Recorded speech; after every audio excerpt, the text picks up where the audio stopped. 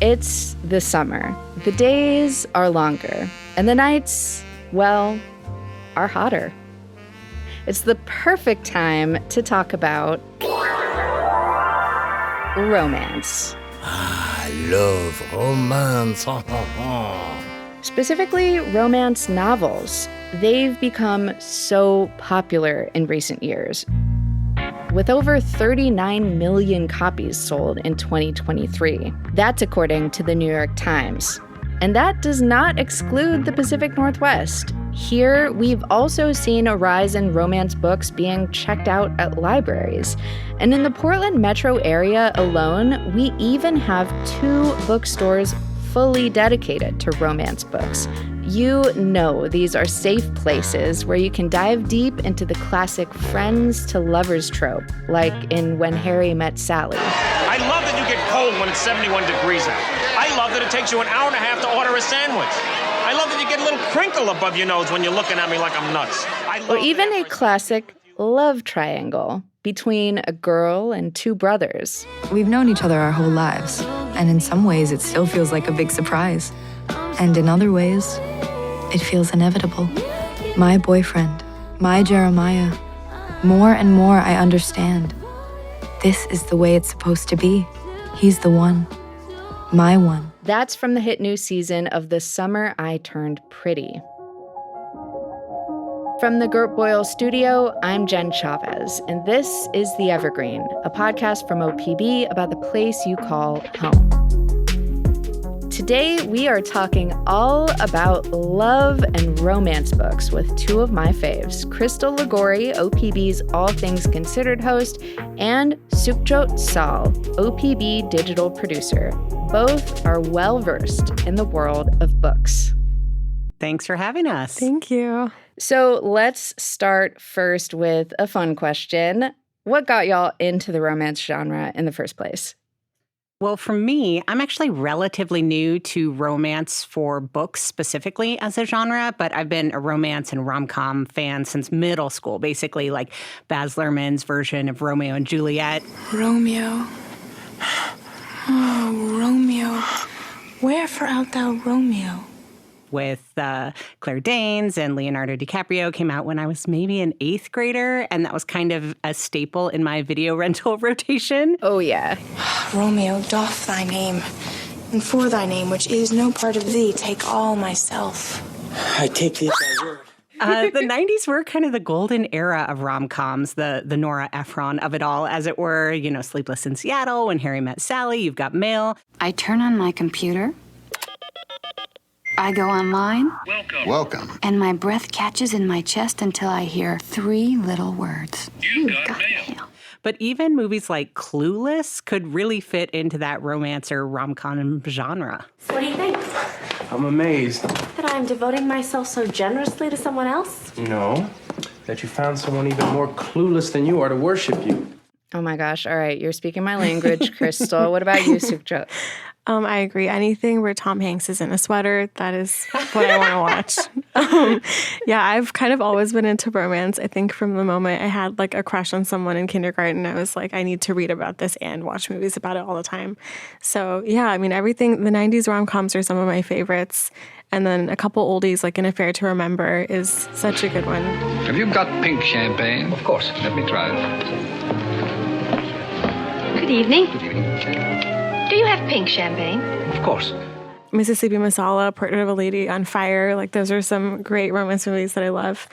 And yeah, I don't know what is so attractive about these books and movies, but they just keep me coming back to them.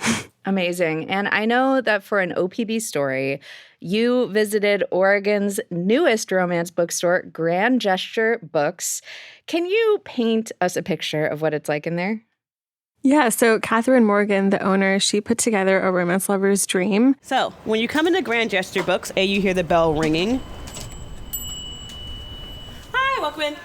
There's a huge variety of romance novels from like every single genre and including Pacific Northwest authors.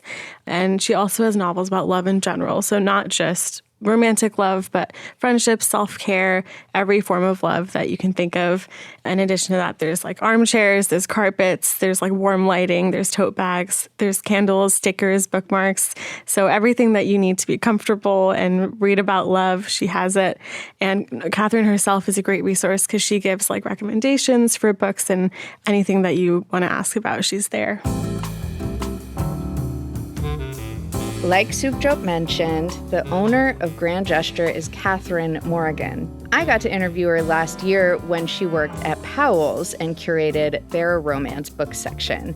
She's incredible. If I die, or when I die, I was like, I want to be in an urn in the romance section. They'll be like, Catherine Morgan's romance section right here. And I can just watch people fall in love, and I'm like, yay! It's one of those genres where it's like, you know what's going to happen, and it doesn't matter. Like, for me, it's like I care more about, and the main part of it is like you care more about how the couple gets together. Like, you know they're gonna end up together, so it's fine.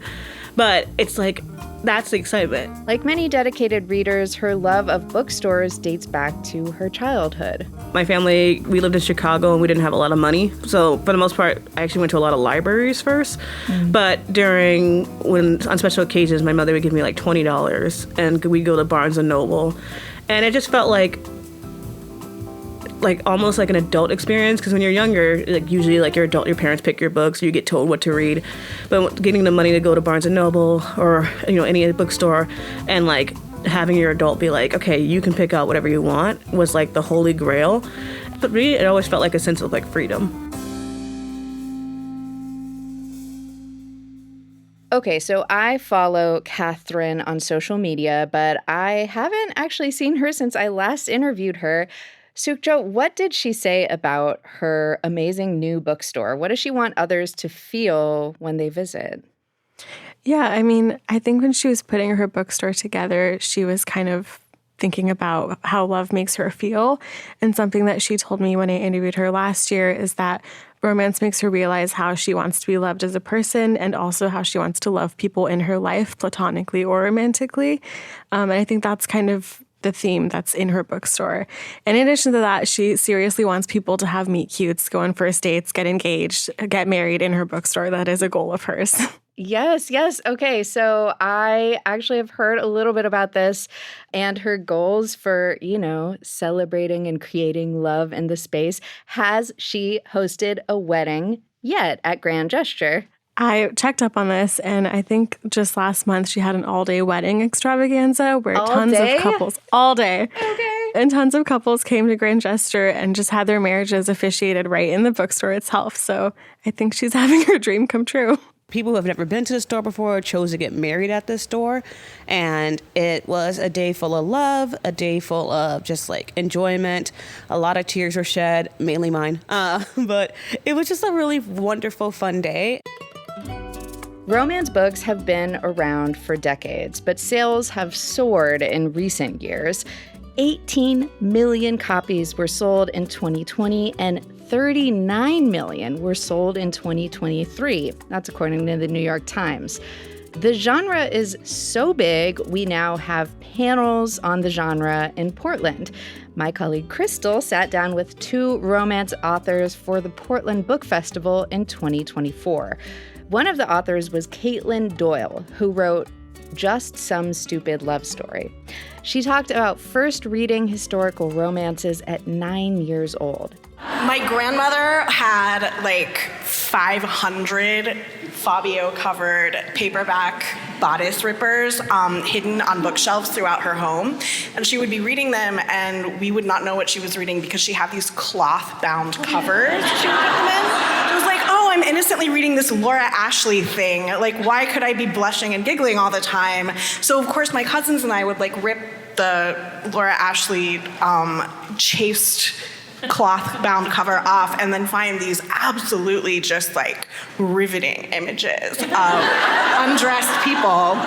So I started reading them in secret, and then it really stuck. And I mean, how could they not? Another author Crystal interviewed was Lily Chu, who wrote The Takedown. She says there is no other genre that is so hopeful and joyful. The entire point of romance is that at the end, people will be happy. However they determine their happiness, but they will be together at the end. So whatever they go through, I'm okay with it because I'm going to have that satisfaction at the end.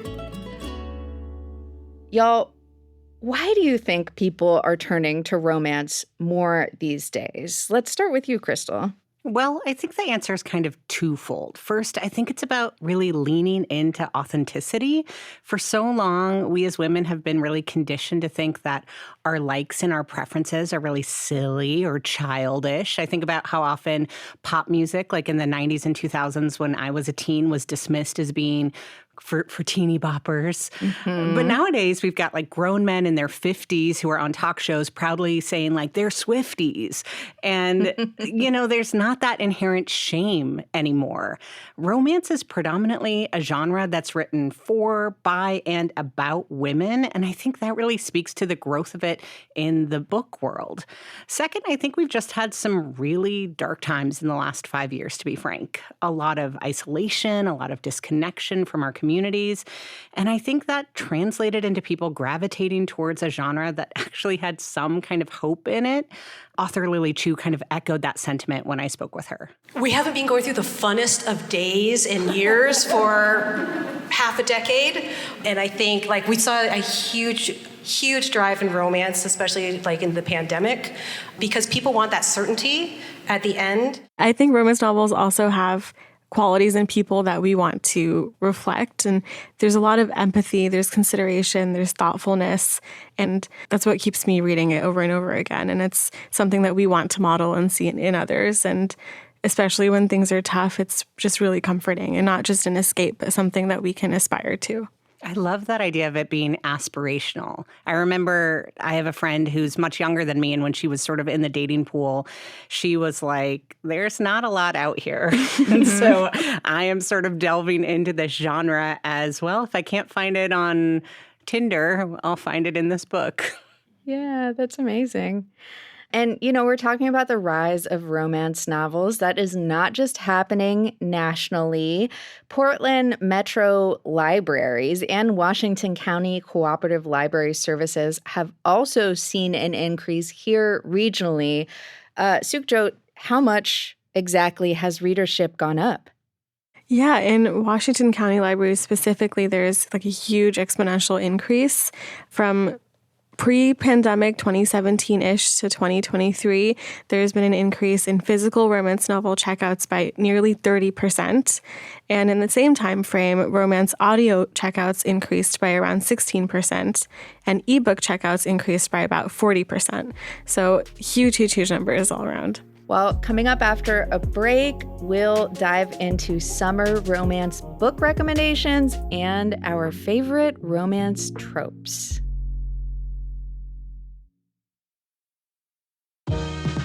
Thanks for listening to The Evergreen, our podcast from OPB about the place you call home. If you find yourself falling in love with what you hear, subscribe to us on your favorite podcast app, and we'll brighten your Monday morning a little bit with something new and exciting to listen to each week.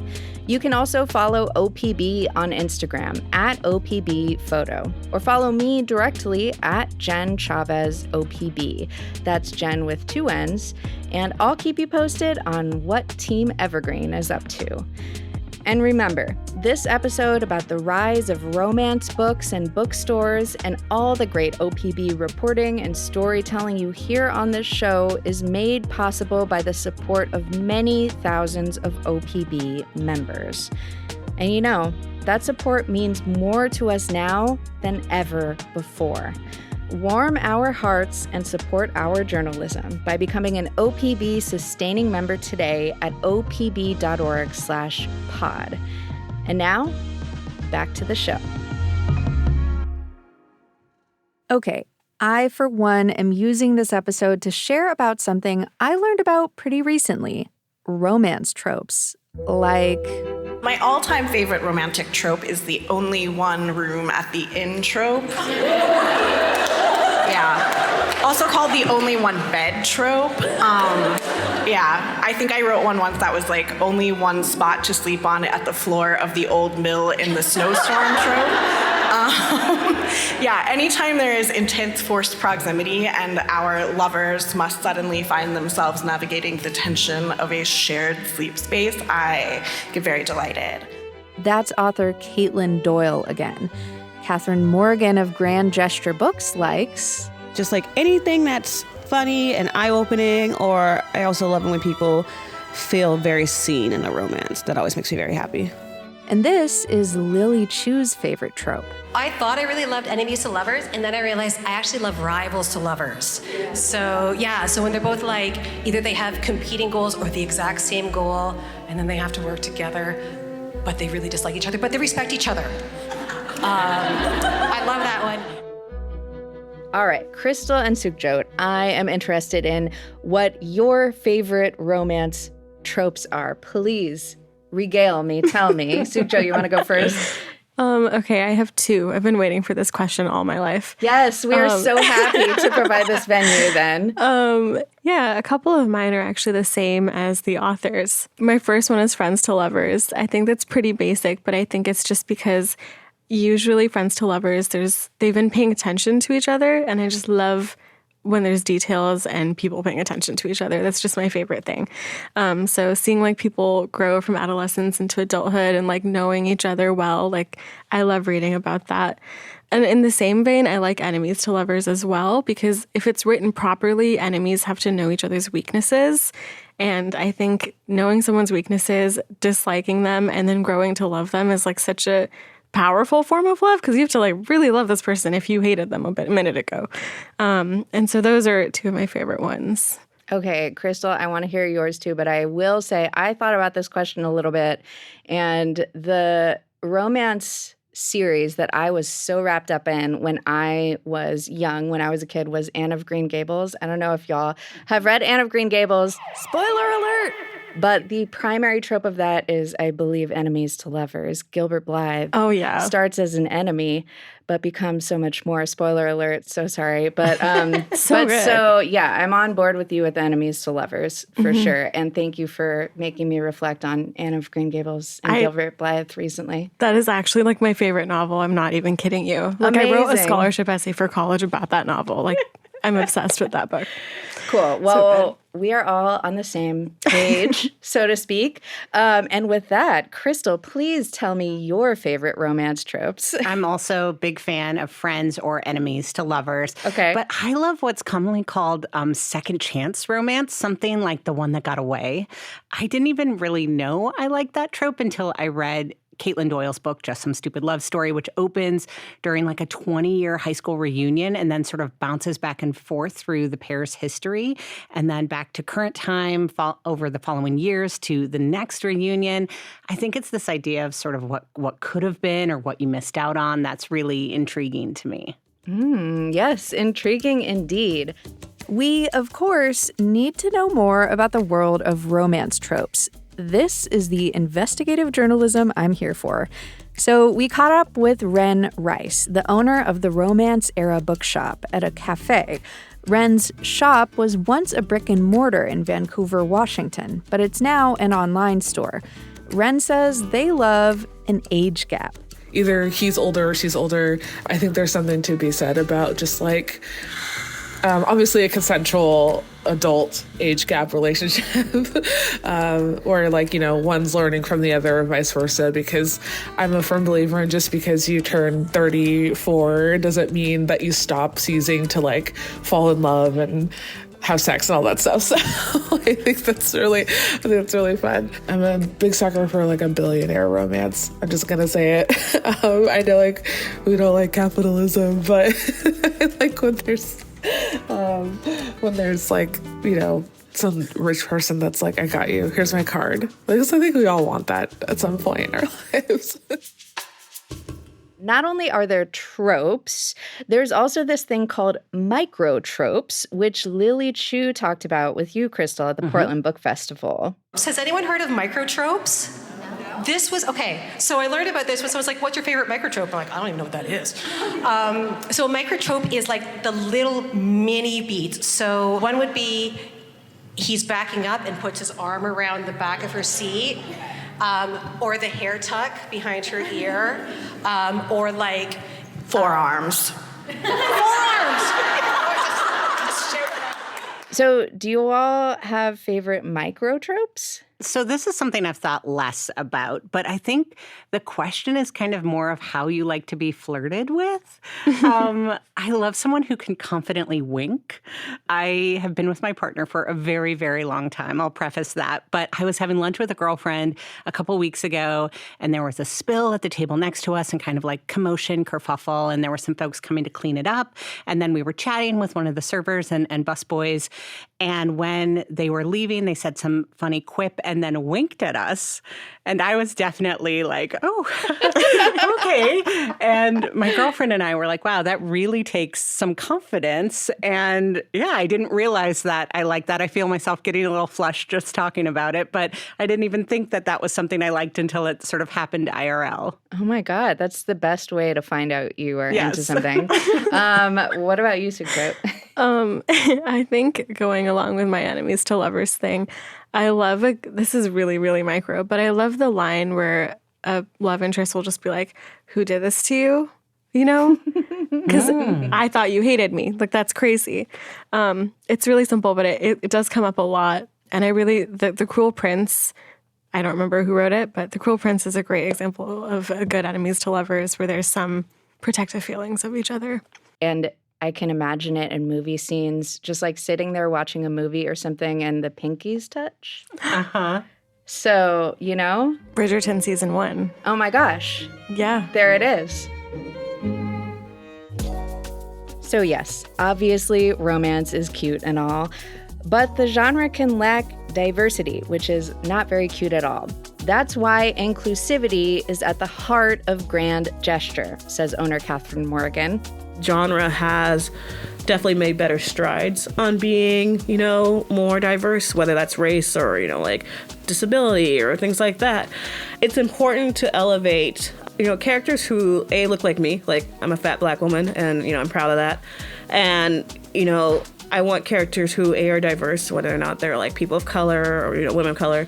I love like plus size characters, whether they're women or men. In addition to housing Book Talk's most popular romances, Catherine is focusing on highlighting underrepresented love stories, from a sapphic Black romance to a multiracial zombie love story. You name it, she's got it, or something similar. If I can help someone find a book that like showcases the fact that like they themselves are worthy of love or worthy of affection in whatever way, like that is a really like beautiful thing to me.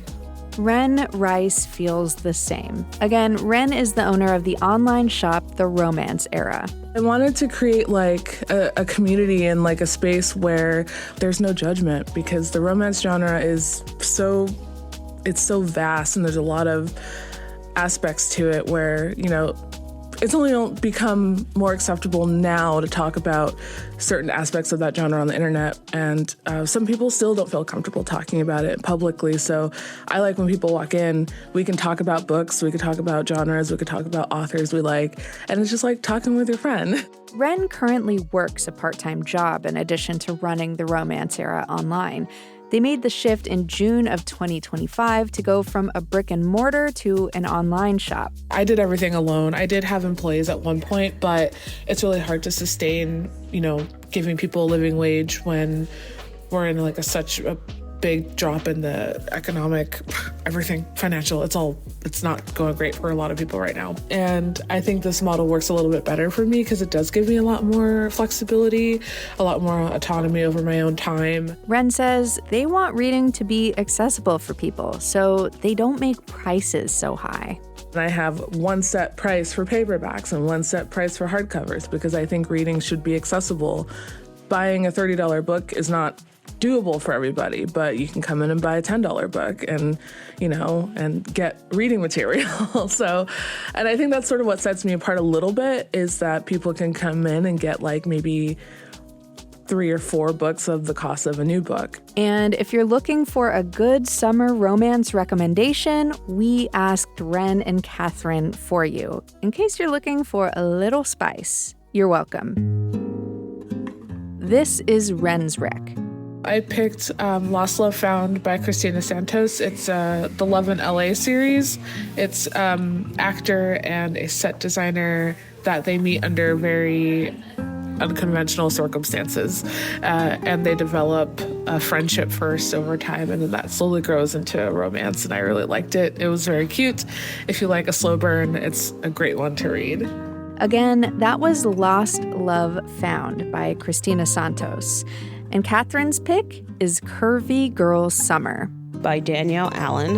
It is a pro-fat Black woman who is looking for love, and it's spicy, it's funny as heck, and it's got all the great vibes of a summer romance. Like, I read it and I was kicking my feet and giggling, doing a whole lot of giggling actually, and it was just a whole lot of fun, and so I always recommend that one for summer reads. What has been something interesting you've learned about in romance books since interviewing folks about their books or opening a bookstore? What about you, Crystal? Well, I was surprised, like really shocked actually, about how spicy, let's say, these books can get. There were a few different terms I learned when I was doing research before the interviews, and something that came up was open door versus closed door. Closed door is more of, and then they had a night they'd never forget, ... And you just sort of imagine what happens behind closed doors. Open doors is more explicit, sometimes a lot more so. Definitely, I did sort of a companion of reading the books and also listening on audiobooks. And I was listening in my headphones doing dishes, feeling myself blush, being like, I'm glad I'm not listening aloud to this necessarily. It's something Caitlin Doyle explained really well. My historical books are wildly spicy. Like, they kind of are a little bit on the cusp between, like, they're not erotic, like erotic romance and historical romance, let's say. And there are two different series, and one is set around a Georgian era whipping house, you know, like a whoosh, whoosh. I mean, I don't know, but I know now. Yeah. Yeah, no, that's an actual thing. People used to go to these like BDSM kind of kink palaces and be whipped and enjoy other forms of adult entertainment. I also found it really interesting that there seems to be a romance novel for pretty much anything, and people have actually compiled these searchable databases where you can say, like, I want a female plus-size woman of color to be the lead, I want there to be an enemies to lovers trope, and I want my love interest to be a centaur. So I made that up, but I am 100% sure that exists. For real. You know, that actually reminds me, too, of something I learned from Catherine when I interviewed her at Powell's. It's just like there is this whole subgenre of romance that is considered monster smut. So that's for people who like want to imagine different, perhaps, paranormal type subjects of romantic interest. And she even told me that there is a subgenre of monster smut called dinosaur smut. And I was like, girl, really? And then I looked it up online, and this exists. And I was like, you weren't using your OPB computer. Oh, no. I was, because this was research for the people, okay? And I thought, so anyway, there is nothing wrong with that. And everyone should read all the types of books that they want. I was just fascinated to learn at how much diversity within like romance, not only, the diversity that we've been talking about, but also just like things that I never thought there would be a romance novel about. Someone has thought up like a series of 15 of them. So yeah. Sukjo, what about you? Have you learned anything interesting in romance books as you've been working on it for OPB? Well, I've learned a lot just now about dinosaur smut. You're welcome. I love to learn. I think something that I took away from speaking with Catherine last year was, and maybe this is just because I'm very cynical and jaded, but also somehow romantic, which is just that this type of love does exist outside of books. Yes. That was like my takeaway. I was like, that's crazy, actually. Catherine was like, yeah, like I've experienced it. I was like, that's amazing. So it's not just escapism. It's like it does exist in the world. And that's just really heartwarming. Oh, I love that. I mean, yeah, I think that's something that I've heard folks say, and I think Sukhjot, you mentioned it earlier, the idea that we can like have a happy ending in what we're reading. And then it's like, oh, wait, happy endings happen in life too. Whoa, even to all of us. Oh, I love that. Oh my gosh, thank you. We love love. Thank you, Jen. Thank you. You can read and listen to Crystal Lagori and Sukhjot Sal's reporting on romance authors and books at opb.org. We'll also link to them in our show notes. And hey, if you have a favorite romance novel, we would love to know about it. Share it with us in an email at theevergreen@opb.org. Thanks for listening to The Evergreen, a podcast from OPB. Mia Estrada produced this episode, and our technical director is Stephen Cray. He also engineered the episode. The OPB podcast team also includes Julie Sabatier, Sage Van Wing, and Malia Fass. Crystal Lagori, Mia Estrada, and I did the interviews you heard. The music in this episode is from Audio Network. I'm Jen Chavez. Catch you later.